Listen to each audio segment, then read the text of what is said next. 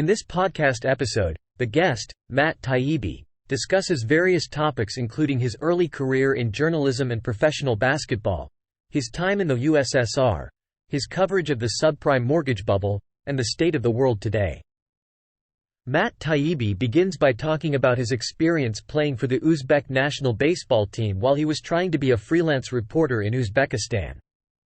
He also shares a funny story about the ground rules they had during their games, such as hitting a sheep being a triple and hitting a cow being a double.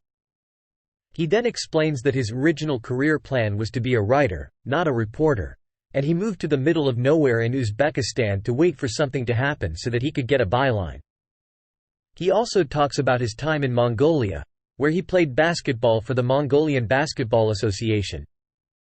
The conversation then shifts to Matt Taibbi's time at the Leningrad Polytechnic, where he studied Russian. He explains that he fell in love with Russian literature and wanted to learn the language to read his favorite authors in their original language. He also talks about his experience working at a newspaper in Moscow called the Moscow Times and later co-founding his own newspaper called The Exile, which was a satirical nightlife guide. The discussion then moves to the current state of the world, particularly the Russia-Ukraine conflict. Matt Taibbi acknowledges that the situation is complicated and that there is a long backstory to the conflict. He criticizes the lack of understanding and historical context in the media coverage of the conflict. He also questions the expansion of NATO towards Russia's borders and the lack of efforts to bring about peace talks. Matt Taibbi then shares his thoughts on the U.S. military-industrial complex and the motivations behind the conflict with Russia. He suggests that some people in Washington may have an endgame of regime change in Russia, which he believes is a naive and dangerous idea. He emphasizes the importance of understanding Russian history and the cultural differences between Russia and the West. The conversation then turns to Matt Taibbi's return to the United States and his work as a campaign reporter for Rolling Stone. He discusses the differences he observed between American politics and post-communist Russian politics. He expresses frustration with the predictability and lack of substance in American political speeches and the control exerted by donors, journalists, and political parties in determining legitimate candidates. Matt Taibbi continues by highlighting the decline of the anti-war movement in the United States and the lack of a genuine anti-war coalition. He criticizes the lack of attention paid to the factual aspect of journalism and the focus on biased narratives. He also discusses the importance of alternative news sources and the need for a more nuanced understanding of complex issues. Taibbi continues by talking about the 2016 election and how Donald Trump disrupted the traditional pattern of the nomination process.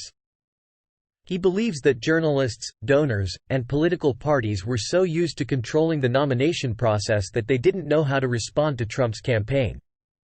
They saw him as a threat and tried to portray him as a scary villain, but Taibbi argues that Trump was simply running against the system. He also discusses Hillary Clinton's campaign and how she lost the election due to a lack of trust from the American working class. Taibbi believes that Clinton's decision to sacrifice the working class for her own moral virtue was a foolish and hubristic move. He argues that Trump's appeal to working-class people was due to his ability to speak directly to them and his recognition of their capabilities and importance. They then move on to discuss Taibbi's time working for Rolling Stone magazine. He talks about how the magazine had its heyday in the late 60s and 70s, publishing groundbreaking journalism and music journalism. Taibbi worked for Rolling Stone in the early 2000s and was given the opportunity to cover a wide range of topics, including the financial collapse of 2008. He wrote a book called Griftopia about the collapse and the fraudulent practices that led to it. Taibbi explains that the financial collapse was initially a result of a technological revolution in the financial industry. The creation of mortgage-backed securities and the ability to sell high-risk mortgages to pension funds led to a boom in the housing market. However, fraudulent practices and a lack of regulation eventually caused the collapse. Taibbi argues that there should have been more prosecutions and accountability for those responsible. They also discuss the rise of woke capitalism and how corporations use social justice issues as a way to appear virtuous while avoiding real moral re-evaluation. Taibbi believes that this is a form of false contrition and that it ultimately backfires when the market remains dominant and honest capitalists are not willing to let dishonest actors game the system.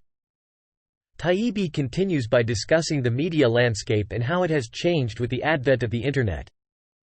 He argues that the traditional media model, which aimed to reach a broad audience, has been replaced by a more fragmented and polarized approach. Instead of trying to appeal to everyone, media outlets now target specific demographics, leading to a divided and partisan media landscape. The conversation then shifts to the topic of populism and its role in politics. Taibbi explains that populism is often fueled by resentment and grievances, and politicians like Donald Trump have capitalized on this sentiment to gain support. He acknowledges that while some of Trump's criticisms were valid, there is a danger in fostering and exploiting resentment for political gain. The guest also discusses his book Hate Inc., which explores the influence of the media in shaping public opinion. He argues that the Internet has changed the game significantly, and media organizations now prioritize audience optimization over objective reporting.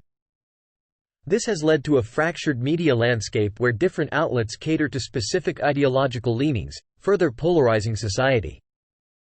The conversation then turns to the release of the Twitter files, a series of leaked documents that revealed collusion between government agencies and social media platforms to suppress certain content.